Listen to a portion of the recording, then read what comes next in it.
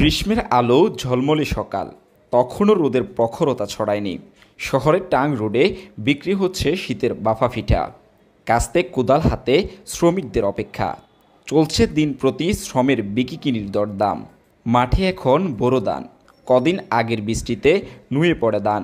মেশিনে সেই ধান কাটা অসম্ভব, তাই চাহিদা বেড়েছে শ্রমিকের। এ সুযোগে বেড়েছে শ্রমিকের মজুরি।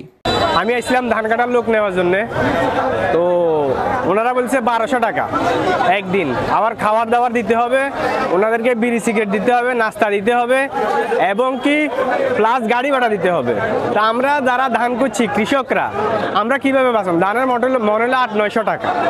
একটা লেবার যদি আমরা 1200 টাকা দিয়ে ধান কাটি, তাহলে আমাদের জন্য কি থাকবে? একটা লেবার কয় মনের ধান কাটবো সারাদিনে? এখন প্রায় 8:30-9টা বাজে এসছে, এখন ওনাদের স্যালারি বলতেছে 1100-1150 টাকা।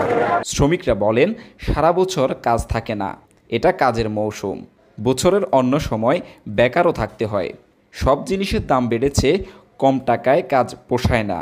লেবার পেনশন 1000 টাকা করে চলে 800-500-700 টাকা খরচা, এবং বউ পোলান পালা যায় না।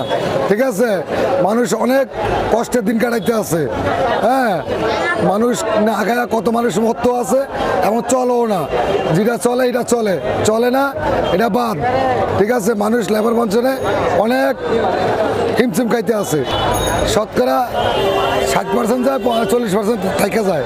বাসা ভাড়া দিতে অনেক হিমশিম খায় এবং কষ্ট হয় মানুষের অনেক কষ্ট হয়ে যায়। বাসা ভাড়া দিতে 1000 টাকার উঁচু করলো 200 টাকা পকেটে লেগে যেতে পারে না।